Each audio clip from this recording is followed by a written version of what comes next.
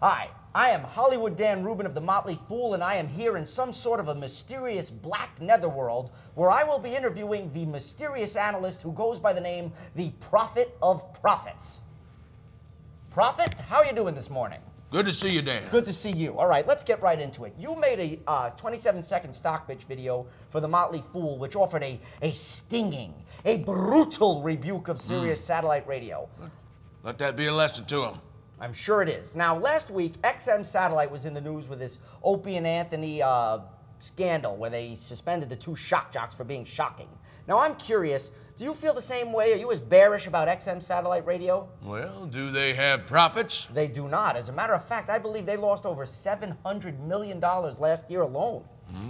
Case closed. But they did bring in over $900 million in revenue, and that's nothing to sneeze at. Oh, no.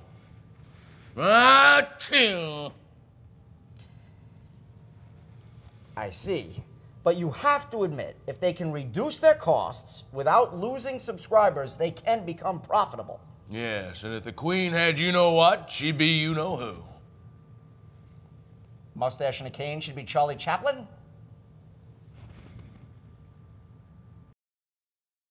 Prophet of profits. Recently, media and advertising stocks have been in the news. It seems that all the key players in the interactive advertising space are getting snapped up. That's because they have profits. Well, sure, but let's take the Microsoft deal for a second and break it down. They acquired the company Aquantive for $6 billion. Yet this online ad agency, Aquantive, only has $50 million in profits. Profit of profits. Did Microsoft pay too much for those profits? Well, you can never pay too much for profits. I beg to differ. If you pay $6 billion in profits to generate $2 billion in profits, you've lost $2 billion. In profits? Right. But profits are gains, and if ye seek gain, ye shall avoid pain. I understand that. But if ye spend gains to make less gains, ye lose gains. Sounds like voodoo. Or math, as some call it. Now, Prophet, you're a man who can tell the future. Yes. So tell us, which metrics do you use to determine future value? Well, that depends on what you mean by metrics.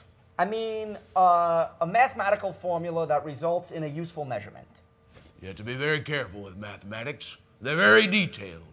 And as they say, the devil's in the detail. That's definitely where the devil is. If ye sup with the devil, you must have a long spoon. I wouldn't sup with the devil with a shovel tied to the end of a window pole.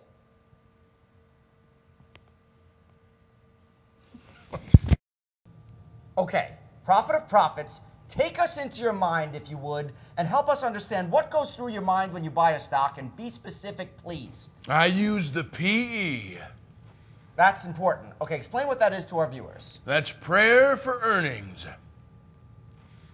Prayer for earnings. I buy a stock and I pray for earnings. I rise up strong and I say, Heavenly Father, grant my company the will and the strength and the vision to generate profits. You want profits. Huge profits. Big, massive quantities of profits. Amen. Let oceans of profits flow unto their shores and breaking in waves of historic proportions. Break a big one. Let so much money rain down upon my stock that even after the greedy management takes it all for themselves, that there's leftovers for me. Leave some for the profit. After all the selling and general administrative demons have been cast out. Cast them out. That there are profits left for your favorite prophet, the Prophet of Profits. Amen.